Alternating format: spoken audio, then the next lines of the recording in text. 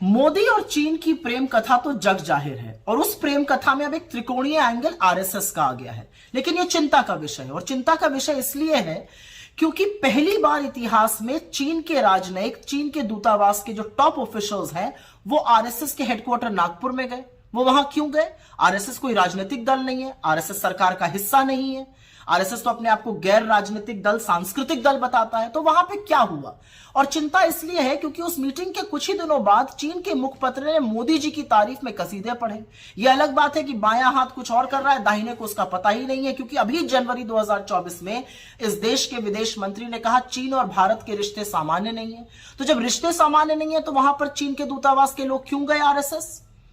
यह अलग बात है कि यही विदेश मंत्री पिछले साल कह रहे थे कि हम छोटी इकोनॉमी है, हम बड़ी इकोनॉमी के साथ कैसे निपटेंगे। अपनी सेना के शौर्य और पराक्रम का अपमान करना कोई एस जयशंकर से सीख ले। लेकिन अब याद रखिए कि हुआ क्या है। अप्रैल मई 2020 के बीच में चीन घुसपैठ कर रहा था और 15 जून की वो सियाह रात 2020 की जब 20 जाबाजों की गलवान में शहादत हुई।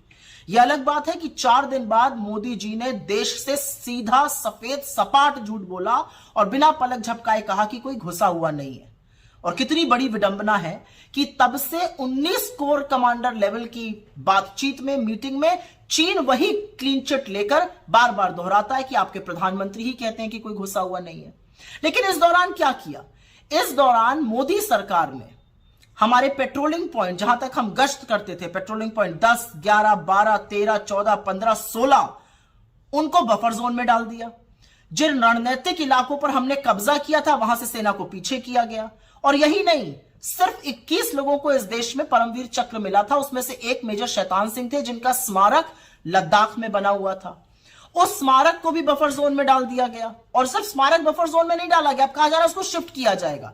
और इसकी पुष्टि भाजपा के खुद के काउंसलर ने लद्दाख में की है, वहां के चरवाहों ने की है कि जहां तक पहले जा सकते थे अब जा नहीं पा रहे हैं। अरे सब कुछ छोड़िए, इनका खुद का सांसद अरुणाचल में कहते हैं कि चीन गांव बसा रहा है और मोदी जी की आंखों से चीन के प्रेम की पट्टी ही नहीं उतरती है। लेकिन इस दौरान सरकार ने क्या किया? जब यह सब हो रहा था, सरकार ने चीन को सबसे बड़ा ट्रेडिंग पार्टनर बनाया और $100 बिलियन का ट्रेड डेफिसिट किया। आपकी आंखों में धूल झोंकने के लिए इन्होंने कुछ छोटी मोटी ऐप्स को बैन कर दिया। चीन के राष्ट्रपति से मोदी जी की करीब 18 मीटिंग हुई है, 30 बार आए गए हैं, वो अलग बात है। इन 18 मीटिंग्स में मोदी जी ने देश के हित के बारे में क्या बात की मैं नहीं जानती हूं।